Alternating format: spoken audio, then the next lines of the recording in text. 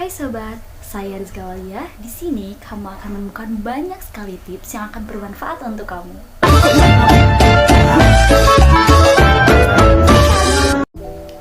Nah, sebagai permulaan, saya akan menceritakan lebih dahulu bagaimana latar belakang saya, karena ini adalah video pertama saya. Jadi, saya adalah salah satu mahasiswa di universitas yang ada di Bogor. Nah, saya itu adalah mahasiswa dari prodi keguruan. Jadi di sini pertama saya akan membagikan tips dan trik untuk bagaimana cara kita mengajar yang menyenangkan. Nah, tentunya teman-teman pasti tahu ya kalau banyak sekali manfaat yang kita bisa dapatkan dari kita menuntut ilmu. Nah, itu juga yang membuat saya berhasrat untuk menjadi seorang yang akan mengajarkan ilmu nantinya. Nah, selama proses belajar ini saya banyak sekali mempelajari banyak hal. Salah satunya adalah mengenai perkembangan anak. Jadi perkembangan anak ini kan bukan hanya dapat dilihat dari mentalnya saja ataupun fisiknya saja, tetapi ternyata ada juga loh perkembangan bahasa anak. Jadi dosen saya tuh sering sekali membicarakan mengenai bahasa anak, bagaimana bahasa itu dapat berkembang dari mulai bahasa ibu hingga sampai sekarang mereka bisa mengenal kalimat-kalimat yang bahkan mungkin orang tuanya sendiri tidak paham. Nah, itu termasuk dalam proses belajar, karena namanya proses belajar tentu tidak akan lepas dari faktor internal, yaitu keluarga, maupun faktor eksternal seperti lingkungan sekolah maupun lingkungan dia tempat bermain. Perlu kita sadari bahwa bahasa menjadi salah satu faktor terpenting dalam membangun peradaban bangsa. Jadi, suatu bangsa dapat dilihat atau dapat dinilai berkualitas ketika bahasanya juga baik. Nah, kita bersyukur bahwa kita memiliki banyak sekali ragam bahasa dan disatukan oleh satu bahasa, yaitu bahasa Indonesia. Untuk itu tidak salah ketika ada mata pelajaran bahasa Indonesia. Kita dari kecil, mulai dari sekolah dasar, kita sudah belajar mengenai bahasa Indonesia. Sampai kita dewasa pun kita masih mempelajari mengenai bahasa Indonesia. Bahkan mungkin dalam kamus besar bahasa Indonesia saja kita tidak mengetahui semua bahasa yang ada di Indonesia ini kan. Nah, untuk itu betapa pentingnya ya ternyata guru bahasa Indonesia untuk peradaban bangsa. Di sini saya akan membagikan tips maupun membagikan pengalaman untuk menjadi guru bahasa Indonesia yang baik dan menyenangkan.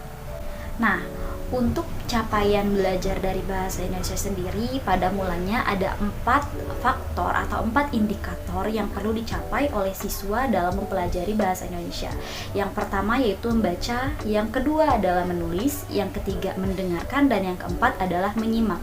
Namun seiring berjalannya waktu dan juga adanya pembaharuan mengenai kurikulum yang mana adanya beberapa perubahan, dan itu juga mempengaruhi capaian belajar yang harus dicapai oleh para peserta didik. Seperti yang kita ketahui bahwa dalam kurikulum Merdeka yang terbaru ini, sekolah membagi dalam 3 fase, yaitu fase A, B, dan C, untuk seterusnya ke jenjang yang menengah pertama maupun atas.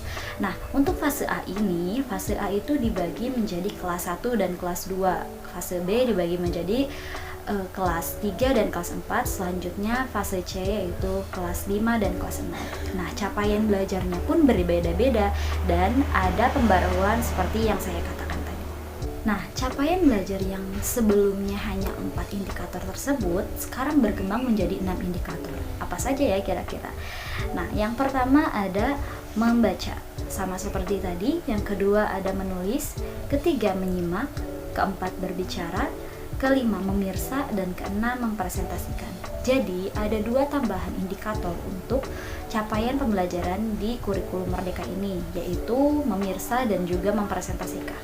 Memirsa di sini adalah anak-anak dimaksudkan agar mampu memahami informasi melalui audio visual. Jadi karena sekarang kita gencar dengan teknologi, jadi anak-anak dituntut untuk mampu memahami dalam informasi dalam segi audio visual.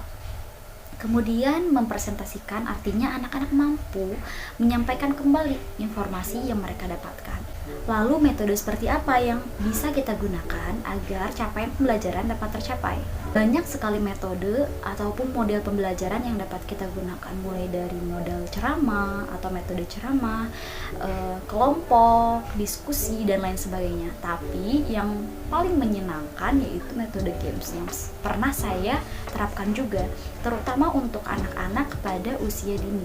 Jadi metode games ini dapat kita sesuaikan untuk capaian pembelajaran apa yang ingin kita capai. Nah, setelah ini saya akan tampilkan bagaimana metode pembelajaran games dapat digunakan dalam pembelajaran bahasa Indonesia. Tentunya pembelajaran yang akan terjadi adalah pembelajaran yang menyenangkan dan capaian pembelajaran dapat terwujud. Baju hebat, kaki kaaka hebat, bahu oke, kuku gigi hebat, bola oke, baru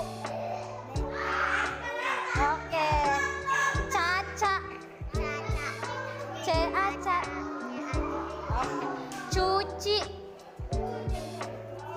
cucu cici oke, mama iya, rara lari ala tani teata n ini oke. Nah, tadi saya sudah sampaikan beberapa tips untuk kalian bagaimana cara mengajar dan juga cara belajar. Menjadi guru memang tidak mudah, tapi sebagai guru tentu kita mempunyai kebanggaan sendiri untuk bisa mengajarkan berbagai ilmu kepada anak-anak yang tentunya dengan tujuan bisa memajukan generasi bangsa. Terus belajar, terus semangat, dan nantikan tips selanjutnya. Sampai jumpa.